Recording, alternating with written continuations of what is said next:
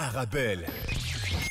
Vendredi 17 juin, l'Assemblée plénière du Parlement bruxellois va devoir voter sur l'ordonnance qui propose l'interdiction de l'abattage d'animaux sans étourdissement. C'est un des dossiers chauds du gouvernement. Faut-il interdire ou non l'abattage sans étourdissement? Que dit la loi à ce niveau-là? Quid du bien-être animal et quid de la liberté religieuse? Pour répondre à toutes ces questions, nous avons le plaisir d'accueillir à notre micro deux députés bruxellois, Ahmed Moussine et Jonathan Depatoul. Bonjour à vous deux.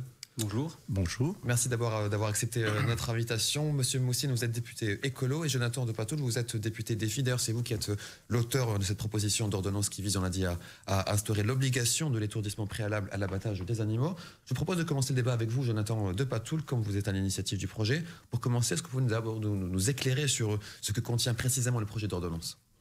Mais oui, donc c'est une ordonnance qu'on dépose de manière commune avec le VLD, avec nos amis écologistes flamands de Groen. Et donc ce qu'on propose, c'est qu'il y ait un étourdissement avant l'abattage, un étourdissement qui puisse être réversible. C'est-à-dire qu'un étourdissement réversible, l'animal n'est pas blessé, il n'est pas mort. Si vous ne faites rien, il se réveille.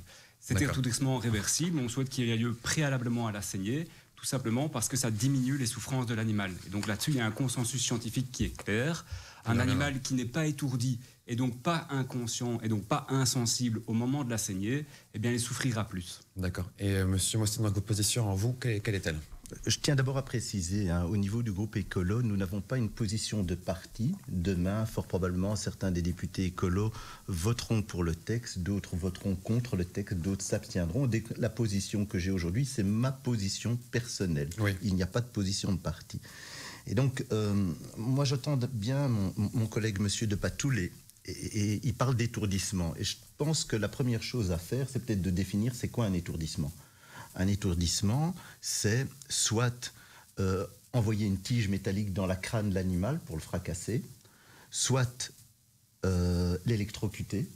Il y a plusieurs possibilités d'étourdissement. Soit le gazer avec du CO2, donc on le met dans un conteneur et on l'asphyxie. Après, sur le consensus scientifique, moi je suis d'accord avec lui. Il y a auprès des vétérinaires, sur la mise à mort, le moment de la mise à mort, un consensus scientifique qui dit qu'un animal souffre moins lorsqu'il est étourdi. Et donc là-dessus, il n'y a pas de débat. Au niveau de la science, donc la science. Écoutez, nous on est d'accord, mais je précise bien au moment où il est abattu. Parce que la proposition de M. Depatoul, elle a des implications. Elle a des implications qui vont peut-être prolonger le temps de voyage, qui vont prolonger toute une série de choses. Et donc, de notre point de vue, il faut avoir une vision pas uniquement de vétérinaire, et je respecte les qualités. Oui, et on rappelle que M. Depatoul est vétérinaire aussi. Exactement. Et donc, la science, dans l'analyse d'un projet comme ça, elle est importante. Mais je vais vous donner un autre exemple. Il y a quelque temps, on a eu la question du Covid. Et les virologues sont venus chez nous et nous ont dit, écoutez, si on vaccine tout le monde, il y aura moins de morts, c'est certain, il faut vacciner tout le monde. Et nous, comme politiques, on a pris l'avis, bien entendu, des virologues. Et on n'a pas imposé la vaccination obligatoire. Pourquoi? Parce qu'il y a d'autres droits. Et un des autres droits, c'est le droit du patient. Dans le cas présent, dans le dossier qui nous concerne, il y a aussi la liberté de culte et d'autres libertés. Et donc c'est cet équilibre. Et donc j'explique simplement que c'est cet équilibre et que donc on ne peut pas réduire la question de l'abattage sans étourdissement uniquement à l'avis des vétérinaires. Mais on pourra revenir sur d'autres détails. Ce que vous dites, c'est que la question du bien-être animal peut aussi être réfléchie en amont et pas forcément au moment de l'abattage. C'est bien ça. Non, c'est un peu plus complexe. Ça veut dire simplement que la proposition de M. Depatoul risque d'engendrer d'autres douleurs et que nous, on l'analyse aussi ces aspects-là. Voilà. Une réaction rapidement peut-être. Simplement, les vétérinaires se préoccupent du bien-être animal dans l'ensemble de la vie de l'animal. Évidemment, c'est une évidence. Ils sont responsables du bien-être des animaux depuis la naissance jusqu'à la mort. Et donc, je ne suis pas tout à fait d'accord avec ce qui est dit ici. C'est évident qu'il faut se préoccuper du bien-être animal sur l'ensemble de la vie de l'animal. J'irai même plus loin, il faut se préoccuper du bien-être de manière globale. Le bien-être des personnes qui travaillent dans les élevages, le bien-être de l'environnement aussi, puisqu'on sait que beaucoup d'élevages, ça a des impacts sur l'environnement. Et donc, ce bien-être, c'est fondamental. Il faut bien quand même préciser qu'on est ici aussi en région bruxelloise, et donc la majorité des élevages, ils se trouvent quand même plutôt en Flandre et en Wallonie, et donc on travaille selon nos compétences. Mais moi, je suis tout à fait d'accord avec mon collègue pour dire que travaillons sur le bien-être animal sur l'ensemble de la vie et avançons sur des questions du type les élevages industriels, par exemple. C'est quelque chose qui, aujourd'hui, commence quand même vraiment à poser question. Mais les élevages industriels, il n'y en a pas à Bruxelles. Non, on reviendra sur la question du bien-être animal, mais je voudrais qu'on évoque d'abord l'aspect religieux. L'ancien l'ancienne secrétaire d'État au bien-être animal, Bianca de Batz, a déclaré, je cite, qu'il existe depuis longtemps des méthodes alternatives et acceptées par de nombreux croyants. Je pose la question à tous les deux. Est-ce que l'interdiction de l'abattage rituel est par définition contraire à la liberté de culte ou est-ce qu'elle est complémentaire selon vous? Je vous propose de commencer avec vous, monsieur de Patoul. Mais il n'est pas du tout question ici d'interdire l'abattage rituel. Il est question de proposer qu'il y ait un étourdissement préalable à tout type d'abattage. Mais en pointillé, on peut aussi imaginer que ça puisse stigmatiser certaines religions. Pour revenir à ce que vous disiez de Madame de Batz, c'est vrai qu'effectivement, la question de l'étourdissement qui soit réversible, c'est-à-dire l'animal n'est pas mort, il n'est pas blessé, et si vous ne faites rien, il se réveille, c'est simplement faire en sorte qu'il soit inconscient et donc insensible pour qu'il souffre moins. Cette technique de l'étourdissement réversible, elle existe et elle permet de pratiquer des abattages rituels ailleurs dans le monde. Voilà, ça c'est un constat. Donc pour vous, c'est oui. Et effectivement, maintenant, en Flandre, ils ont adopté cette législation et aujourd'hui, on a encore de la production de viande halal en Flandre. Le poulet, à Bruxelles, le poulet halal, il est étourdi au préalable également. Donc, effectivement, ça semble possible. Maintenant, c'est pas à moi d'en juger. Ah oui, parce qu'il y a des rituels aussi selon les religions, vous savez, donc c'est ce qui fait que c'est halal ou kasher. Donc, est-ce que pour vous, monsieur Mohsin, c'est complémentaire ou c'est contradictoire? Mais moi, je suis vraiment surpris par tous ces politiques qui font des fatwas. En fait, qu'est-ce qui se passe? Depuis quelque temps, vous avez une série de politiques qui vous disent... excusez-moi. Ouais. Depuis quelque temps, vous avez une série de politiques qui vous disent, mais écoutez, en Indonésie, ils considèrent que quand il y a étourdissement réversible, eh bien c'est halal. Et donc, si en Indonésie, les responsables religieux l'ont décidé, pourquoi est-ce que le comité de théologie de Belgique ne prend pas la même décision? Mais c'est surprenant. La décision en Indonésie, elle s'appuie sur quoi? Sur une fatwa de 76 de la mosquée El Azhar. C'est là-dessus qu'elle s'appuie. Et donc, M. de Patoul se dit, puisque la mosquée d'El Azhar en 76 a pris... Mais si, c'est ce qu'on peut en déduire. Vous dites, en Indonésie, ils ont pris une décision. Ils se sont appuyés sur la fatwa de 76 de la mosquée d'El Azhar. Je vous donne l'information. Eh bien, c'est pour ça qu'ils ont pris cette décision. Le comité de théologie est venu... ici, en commission, nous expliquer deux choses, et vous ne voulez pas l'entendre. Ils ont dit, les poulets qui ne sont pas égorgés, ne sont pas halal, ne sont pas cachers. Les imams et les rabbins vous l'ont dit. Et puis vous venez aujourd'hui à la radio nous dire il y a des poulets et qui sont égorgés, qui ne sont pas étourdis, et c'est accepté. Non, c'est pas accepté. Les rabbins et les imams l'ont dit. Pas d'ingérence dans les affaires du culte. Il y a une séparation. Et pour moi, c'est l'occasion de le dire. Est-ce que ce projet d'ordonnance, justement, aurait une ingérence pour vous claire dans les cultes? Alors maintenant, la question, est-ce que le politique peut s'ingérer dans les affaires du culte? Oui. Pas dans les questions de théologie, oui. Mais on peut limiter. Et en l'occurrence, le texte qui est proposé aujourd'hui s'ingère dans les affaires du culte. La question, c'est est-ce que c'est proportionnel ou non? C'est vraiment ça le débat. Et est-ce que c'est proportionnel ou non? De mon point de vue, c'est disproportionné. C'est disproportionné et je pourrais l'expliquer plus en avant. Mais j'invite vraiment les politiques à ne plus s'ingérer dans les affaires de théologie. Il faut qu'on arrête. Et donc, M. de Patoul, non. Les poulets qui sont électrocutés aujourd'hui avant d'être égorgés, les imams et les rabbins nous ont dit que c'était pas cachère. C'est tout. C'est terminé. On a eu des informations contradictoires alors. Bah écoutez, je vous enverrai alors les rapports de l'imam et du rabbin qui le disaient en commission. Il n'y a rien à clarifier, ils nous l'ont dit en commission. 50% de la viande halal produite en Europe, elle est étourdie. Voilà, moi je ne juge pas, je dis juste... Je vous parle de la Belgique, je vous parle de la Belgique, moi je ne sais pas. On va rester dans la Belgique, il faut rappeler que l'abattage sans étourdissement, c'est une pratique qui est interdite en Flandre et en Wallonie. Est-ce que Bruxelles doit jouer l'exception ou pas? C'est ça la question aussi, au vu de sa concentration des communautés religieuses. Pour vous, c'est clair? Écoutez, moi je pense que le bien-être animal, il n'a pas de frontières. Et donc, si l'ensemble des partis qui sont représentés au Parlement bruxellois ont déjà voté cette proposition en Flandre et en Wallonie, je me pose la question, pourquoi est-ce qu'on ne peut pas avancer dans ce débat aussi à Bruxelles? Donc moi, je suis content qu'en tout cas, le débat il ait eu lieu. Parce que ça, c'est important. Et il faut reconnaître qu'on a une grande proportion de Bruxellois qui est très attachée à cette question-là aussi. Et donc, il fallait qu'on puisse déposer le débat sur la table et avoir ces auditions. On a pu les avoir. Elles ont été très instructives. Ça s'est passé dans un climat tout à fait serein. Et c'était tout à fait cordial. Mais donc maintenant, pour répondre à votre question, moi, je me demande, oui, effectivement, si ça a déjà lieu en Flandre et en Wallonie, pourquoi pas à Bruxelles? Ça n'a pas beaucoup de sens. Même s'il y a une plus forte concentration de communautés religieuses éventuellement. Le débat est posé ici, donc effectivement, ça fait partie de la question. Pour rebondir sur non, excusez-moi, sur ce point-là, je trouve que c'est un argument qui est fallacieux. Vraiment un argument fallacieux. Et je vais vous expliquer pourquoi. D'abord, on pourrait dire, en France, en Allemagne, en Espagne, en Italie, en Roumanie, en Bulgarie. Je peux vous citer tous les pays qui autorisent l'abattage sans étourdissement. Et je pense qu'il doit y avoir 3%. Il n'y a pas de différence spécifique entre ces pays. Non, je le dis simplement. Ça, c'est le premier élément. Le deuxième élément, comme je l'ai dit en introduction, depuis en fait le vote en Wallonie et en Flandre, eh bien, il y a eu quand même 5 ans qui se sont passés. On a du recul, on a des éléments. Et donc, on peut prendre du recul. Et puis, je tiens à préciser, moi, si j'avais été député wallon, je ne suis pas sûr que je l'aurais voté. Parce qu'il y a quand même plusieurs personnes qui s'y sont opposées. La FUGEA, qui est un syndicat d'agriculteurs, ils ont dit qu'ils étaient contre. La FOI, syndicat d'agriculteurs, ils étaient contre. Nature et Progrès, ils ont dit qu'ils étaient contre. Et donc, il y a plein d'acteurs qui ont dit qu'ils étaient contre. On ne les a pas entendus. Sans doute qu'ici, à Bruxelles, on les écoute un peu plus. Et j'ai envie de dire, monsieur de Patoul, la chasse, elle est interdite à Bruxelles. Elle est autorisée en Wallonie. J'ai vu le programme de défi. Vous avez un programme sur la chasse. C'est pas de l'interdire. Pourquoi est-ce qu'il y a cette différence? Est-ce que la maman de Bambi a le droit de se faire tuer en Wallonie et pas à Bruxelles? Et donc, vous savez bien qu'on a régionalisé ses compétences. Et quand on régionalise les compétences, on discute dans la région par rapport à des réalités. Ça s'appelle la subsidiarité.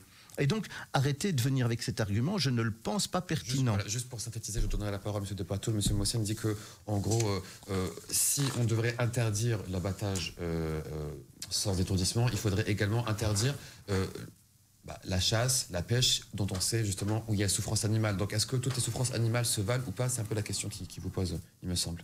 Mais moi, je regrette évidemment que cette compétence elle a été régionalisée. Je trouve que ça n'a pas beaucoup de sens. Alors, bon, on peut le regretter, c'est comme ça, voilà. Et il y a d'autres compétences pour lesquelles on peut le regretter aussi, mais ce n'est pas le débat ici.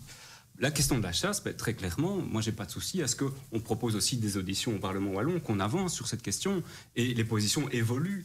Donc c'est vrai qu'il y a 50 ans, vous aurez parlé de la chasse, tout le monde vous aurait dit mais non, c'est tout à fait normal, on chasse depuis des millénaires. Aujourd'hui, on doit quand même se poser la question. Donc par rapport à ça, j'ai pas de souci. Je pense qu'effectivement, la souffrance animale, elle n'a pas de frontières et elle n'a pas de cadre. S'il y a une souffrance, il faut pouvoir y trouver des solutions. Et donc il faut aussi interdire la chasse et la pêche, si on va au bout de votre réflexion. En tout cas, il faut poser le débat. Il faut qu'on ait des auditions, il faut pouvoir avoir des experts. Moi, je suis pas du tout un expert de la chasse, j'en ai jamais fait. Je suis pas un expert de la pêche, et donc en tout cas, moi, j'ai pas de souci à ce qu'on puisse avoir ce débat et poser la question. Moi, c'était pas sur le débat chasse-pêche, hein. C'est te dire simplement qu'on peut avoir une position en Wallonie et une position à Bruxelles qui est différente, et donc venir avec cet argument, je ne le trouvais pas pertinent. Après, moi, sur la chasse et la pêche, si vous dites en Wallonie, les députés ont voté d'une certaine manière, et donc à Bruxelles, de manière cohérente.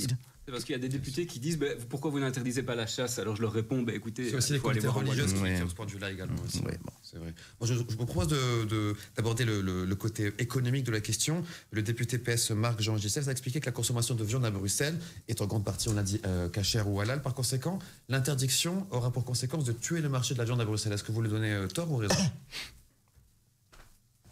Sur le marché de la viande à Bruxelles, si on interdisait justement. Mais écoutez, moi je vais vous dire très honnêtement, ce qui va se passer, c'est que plutôt qu'une filière courte, on va passer à une filière longue. C'est-à-dire que la Cour de justice européenne, elle a dit une chose, c'est l'accès à la viande non étourdie doit être garanti pour les Bruxellois.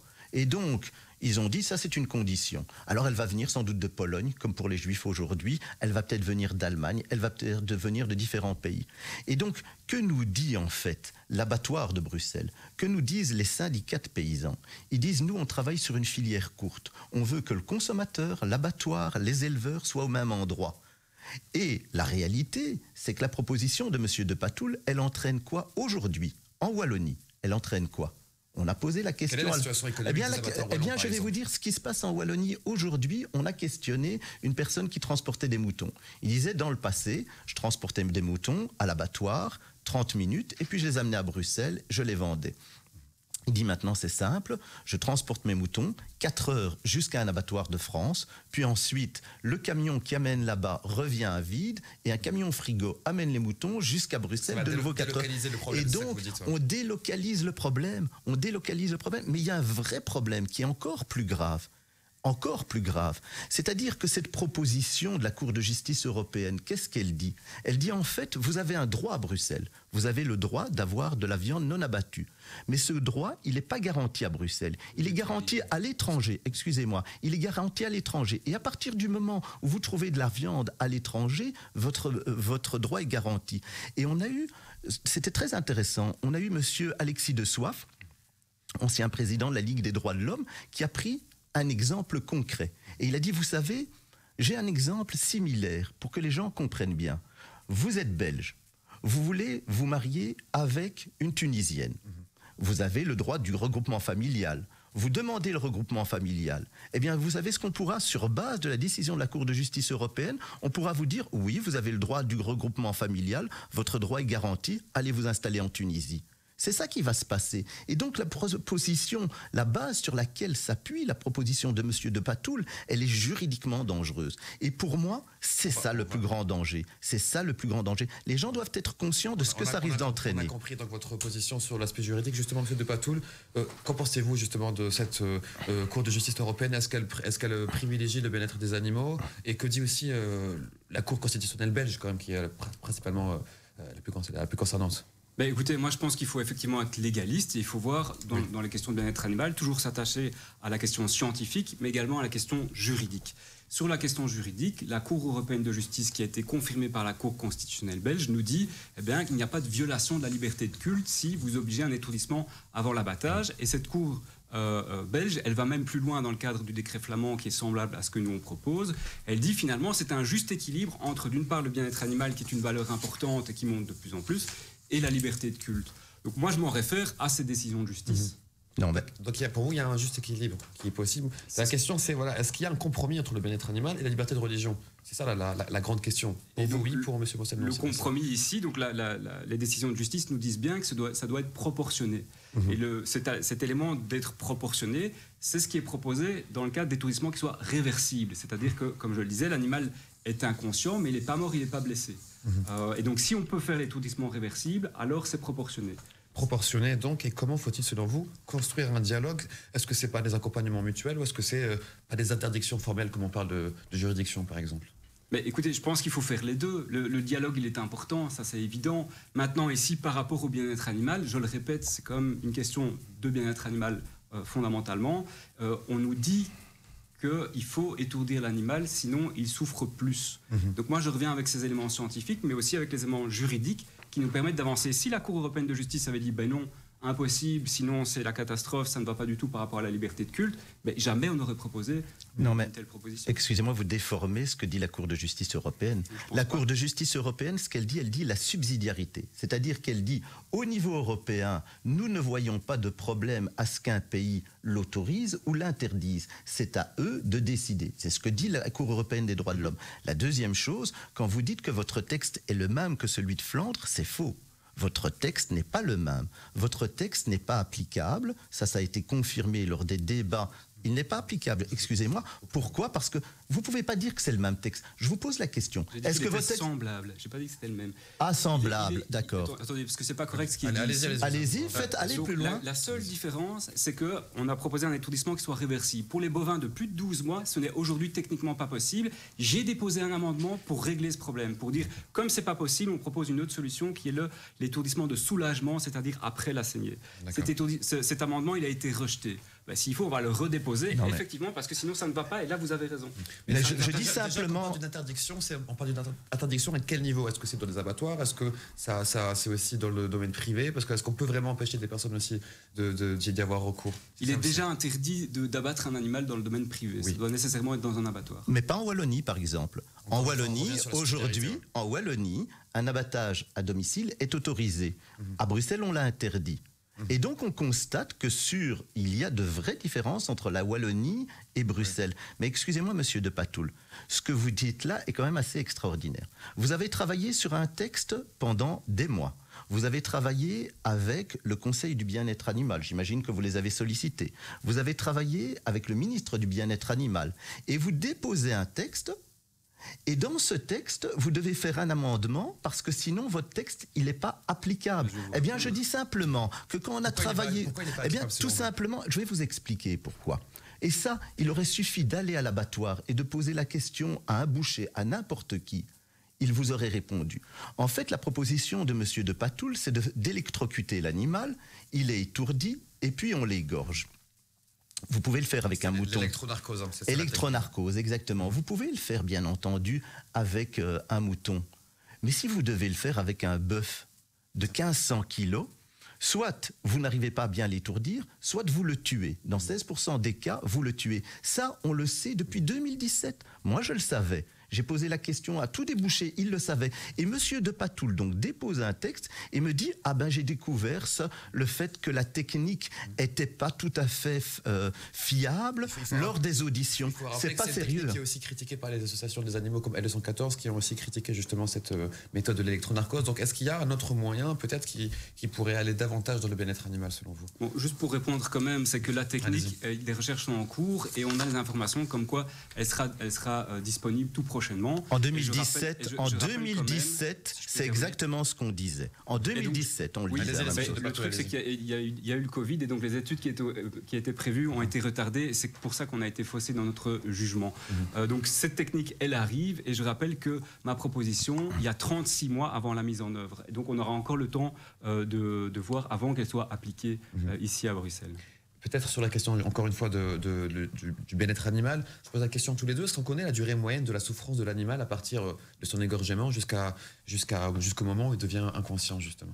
Écoutez, c'est un peu technique et donc ça dépend évidemment des animaux. Hein, entre un poulet, un bœuf, un bovin, etc. Voilà, c'est pas la même chose. On sait que ça peut aller de plus ou moins 30 secondes jusqu'à 4-5 minutes. Et il y a certains cas qui énoncent beaucoup plus. Mais bon, ça, ce sont des cas isolés. D'accord. Mais est-ce qu'il est possible de gagner du temps si l'égorgement est bien pratiqué? J'imagine qu'il y a des différences de pratique aussi. Ça peut rentrer dans le... De toute façon, il faut que l'égorgement soit pratiqué le mieux possible. Et effectivement, au mieux il est réalisé, au plus ça va vite. Mais ça n'empêche, il y a toujours un laps de temps. Et si l'animal est conscient, il souffre. Mais vous savez quoi? Là, on discute du bien-être animal. En Flandre, ils ont voté le texte. L'abattage des bœufs, ça concerne quelques dizaines de milliers ou peut-être 100 000 bœufs en Flandre. En Flandre, chaque année, il y a 11 millions de porcs, 10 600 000, je crois, qui sont tués. Alors, je vais vous expliquer comment ça se passe. Un porc, quand il est porcelet, on commence par lui arracher les testicules à vif, sans l'anesthésier. Ensuite, il vit sa condition de vie de porc, et puis ensuite, on le gaze dans un conteneur. Tout ça est condamné par les associations du bien-être animal. Ce qu'il y a d'intéressant dans ce cas-là, c'est que quand vous avez un mouton qui est égorgé sans être étourdi, il ne peut pas être bio, parce qu'on considère qu'il a trop souffert. Quand vous avez un porc qui a été castré à vif, qui a été gazé, lui, il peut être bio, parce qu'on estime qu'il n'a pas trop souffert. La question, en fait, elle n'est pas si objective, elle est très morale. Et en fait, tout ce débat est moral. Moi, je le pense. Moi, je le pense. Quand vous avez 11 millions de porcs d'un côté, 100 000 bœufs, et que d'un côté, on les castre, on les fait souffrir, et on se dit, ça peut être bio, moi, je dis, les personnes qui ont décidé ça, ils ne l'ont pas décidé uniquement sur des bases scientifiques. Quel est leur intérêt, alors, à ces personnes-là, selon vous?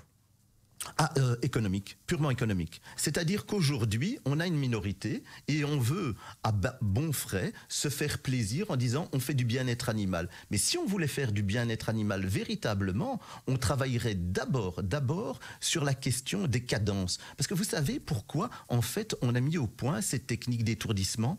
C'était pas pour le bien-être animal, c'était pour augmenter les cadences, pour protéger en fait les gens qui tuaient les animaux, en se disant si on les assomme, on peut aller plus vite. Et le problème de la question de l'étourdissement, vous savez c'est quoi? C'est que ça ralentit les cadences. Et ça, en fait, les paysans l'ont compris, les syndicats paysans l'ont compris. L'abattoir de Bruxelles l'a compris. Et en fait, la proposition de M. de Patoul, ce qu'elle va faire, et ça on l'a appris parce qu'il dit il y aura un nouvel abattoir extraordinaire. Pas du tout. Les responsables des abattoirs sont venus. Ils ont dit... Quand est-ce que j'ai dit qu'il y aura un nouvel abattoir extraordinaire? Sur l'émission RTBF QR, où vous avez dit que ça pourrait être un très chouette abattoir qu'on pourrait remplacer. Je laisse répondre, M. de Patoul, puis après on va conclure, évidemment. Je pense qu'au niveau des abattoirs, si on veut continuer, et c'est un article de l'Écho qui le disait l'autre jour, étourdissement ou pas étourdissement, l'avenir des abattoirs d'Anderlecht, il est incertain, parce que la filière viande, c'est toujours une filière qui est compliquée à gérer. Et donc, effectivement, on peut viser un abattoir d'excellence en termes de bien-être animal. Et donc, on peut tout à fait réfléchir aux cadences également. Il n'y a aucun souci. Oui, mais faites ça avec les paysans. Puisque je suis certain que les paysans les éleveurs, tout comme le consommateur, ils seraient contents de savoir que l'animal, il a été abattu, que la viande qui est consommée, elle provient d'un animal qui a été abattu dans des conditions optimales. Vous avez posé la question aux paysans ? Est-ce que vous avez posé la question au syndicat paysan ? Moi, j'ai posé la question au syndicat paysan. J'ai posé la question à la filière qui veut faire une filière courte et d'excellence. Moi, j'ai discuté avec vous. Vous ne leur avez pas parlé. Parce que si vous leur aviez parlé, vous ne tiendriez pas ce discours. Pourquoi ne pas, dernière question, réduire la consommation de viande, tout simplement, plutôt que de l'interdire au nom du bien-être animal ?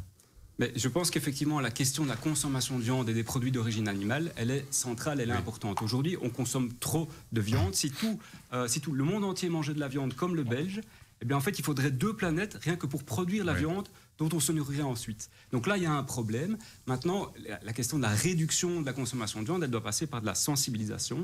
Il faut pouvoir manger de la viande, mais de meilleure qualité, qui provient par exemple des élevages en Wallonie, et peut-être pouvoir la payer un peu plus cher, mais du coup en manger moins. Donc ça, c'est un débat qui est effectivement tout à fait important et qu'il faudra pouvoir porter aussi. Oui, c'est ça d'abord. Allez, il nous reste très peu de temps. Je vous propose tous les deux de passer à la conclusion. Je vous laisse 30 secondes pour résumer votre pensée, pour pas faire passer le message que vous avez envie de faire passer. On commence par vous peut-être, Monsieur Moissem. Mais écoutez, moi je vais dire que ce débat, il doit bien se passer. Mais parfois, on est choqué par les propos de certains. Et quand, sur la RTBF, M. de Patoul a dit que les écologistes en commission s'étaient abstenus pour des raisons communautaristes, parce que c'était pas pour du communautarisme, ça m'a choqué. Et je trouve que ce type de discours, M. de Patoul, vous pouvez pas le tenir. Ça blesse. Il faut pas que ça se passe, quoi. Voilà. Le message est passé. Allez-y, Monsieur de Patoul. Écoutez, moi, je voudrais revenir à l'élément central, le bien-être animal. Donc, il est clair qu'un animal qui est étourdi et donc inconscient lors de l'abattage souffrira moins. Et donc, cette proposition, elle souhaite améliorer le bien-être des animaux lors de l'abattage. C'est très clair. Bon.